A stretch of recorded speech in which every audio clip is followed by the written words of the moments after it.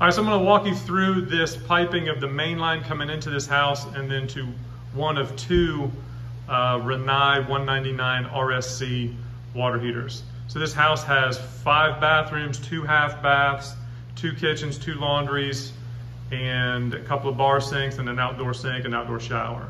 So here, I'm gonna kind of zone in here a little bit and just see, this is an 1.25 inch PEX A line coming in into a ball valve, into a mow and flow system. And then it comes down.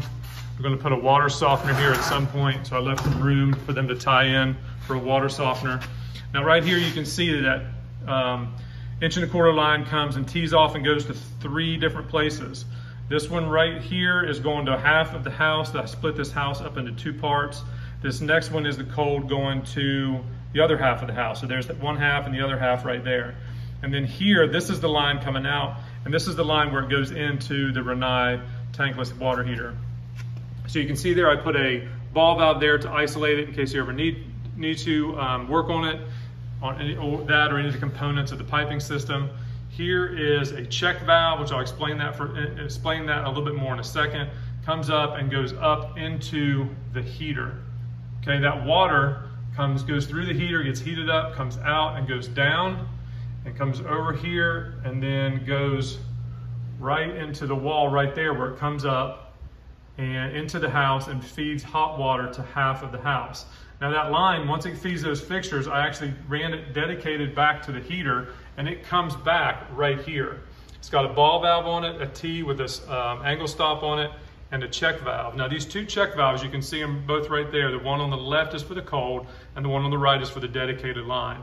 Those are there, so when that pump is running, or when the cold water is coming in, it's not letting water go back into either side of the check valve. So when this is pumping right here, it's going up and it's going to want to try to push it back through the cold side. We obviously don't want that. We want it to go up into the heater, so that's why the check valve is there.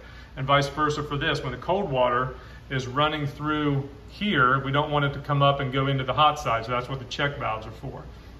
So when that pump's running, it's actually just making a loop from here, coming out of the heater, going down, out and around, coming back out here, going back up and into the Rinnai heater. And it's just constantly making a loop, which takes, it's like an extension of the water heater up into the house so they can have hot water quickly to all the fixtures.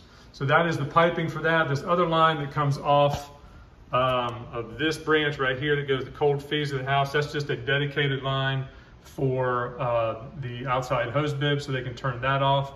And then you can see here as well, this is a RSI 199, so it's a condensing unit, so it needs, it's going to have condensation coming out. So this is the condensate drain where I put a little atmospheric vent on it right there in case it needs any air. And this comes out, goes down, and is piped to the exterior of the house.